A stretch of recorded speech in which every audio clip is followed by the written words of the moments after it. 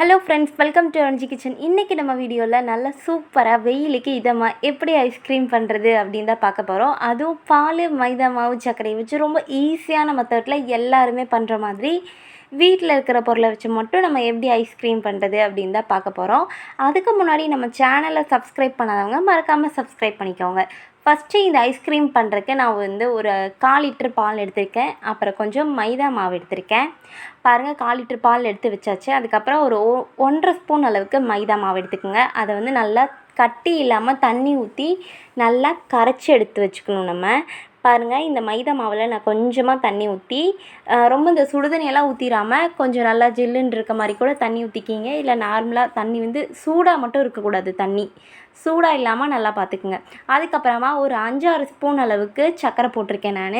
நீங்கள் ஒரு 5-6 ஸ்பூன் போட்டிங்க அப்படின்னா தான் நல்லா இனிப்பாக இருக்கும். அது கூட நான் கொஞ்சமாக வந்து முந்திரி சேர்த்துக்கிறேன். அதுக்கப்புறம் ஒரு கை அளவுக்கு பாதாம் சேர்த்துக்கிறேன். இப்போ இந்த சர்க்கரை, முந்திரி, பாதாம், ஒரு ஏலக்காய் இதில் சேர்த்தோம் அப்படின்னா இன்னும் நல்லா வாசனையாக இருக்கும். இப்போ இது எல்லாத்தையும் சேர்த்து நல்லா ஒரு ஃபைனாக ஒரு பவுட்ரு மாதிரி அரைச்சி எடுத்துக்கோங்க. நல்லா பவுட்ரு மாதிரி நான் அரைச்சி எடுத்துகிட்டு வந்துட்டேன்.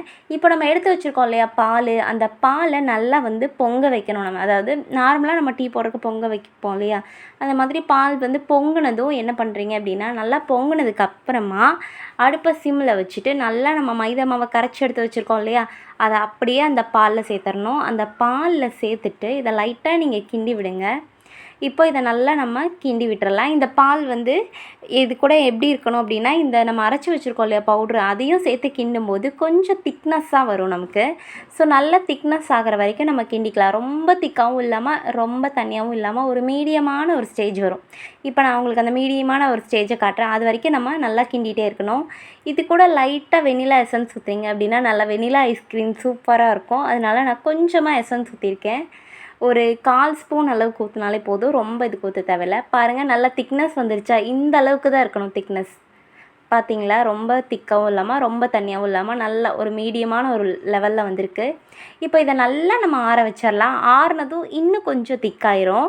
இப்போ இதை நல்லா ஆற வச்சு எடுத்துகிட்டு அதை நல்லா மிக்ஸி ஜாரில் போட்டு நல்லா அரைச்சி எடுத்துக்கலாம். அப்போ தான் வந்து நல்ல ஒரு க்ரீமியாக நமக்கு கிடைக்கும். இப்போ நான் நல்லா ஒரு மிக்ஸி ஜாரில் போட்டு நல்லா அரைச்சி எடுத்து வச்சுட்டு, இந்த மாதிரி நல்லா காற்று போகாத அளவுக்கு இருக்கிற ஒரு டப்பா எடுத்து நல்லா டைட்டாக க்ளோஸ் பண்ணி எடுத்து ஃப்ரிட்ஜில் ஒரு 3 மணி நேரத்துக்கு வச்சுட்டு, அதுக்கப்புறம் எடுத்து பார்த்தீங்க அப்படின்னா வந்து கொஞ்சம் லைட்டாக வந்து எப்படின்னா ஃப்ரீஸாக இருக்கும்.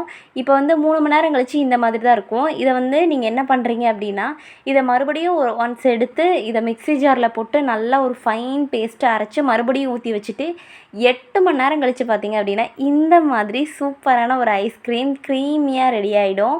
பாருங்கள், நல்லா கலர் வந்து ஓரளவுக்கு சேஞ்ச் ஆகி நமக்கு வந்து கெட்டியாக நல்லா ஃபைன் பேஸ்ட்டாக கிடச்சிரும். நான் 8 மணி நேரம் இந்த மாதிரி ஃப்ரீசர்லேயே வச்சா தான் நமக்கு நல்லா திக்னஸ்ஸாக இந்த மாதிரி எடுக்கிற மாதிரி கிடைக்கும்.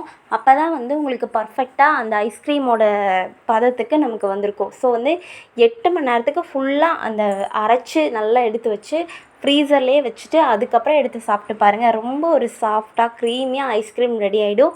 நீங்களும் ட்ரை பண்ணி பாருங்கள். இந்த வெயிலுக்கு மதிய நேரத்தில் இந்த மாதிரி செஞ்சு சாப்பிடுங்க. உங்கள் குழந்தைங்க கேட்டாங்க அப்படின்னா கடையில் வாங்கி கொடுக்காம இப்படி செஞ்சு பாருங்கள். Thank you friends.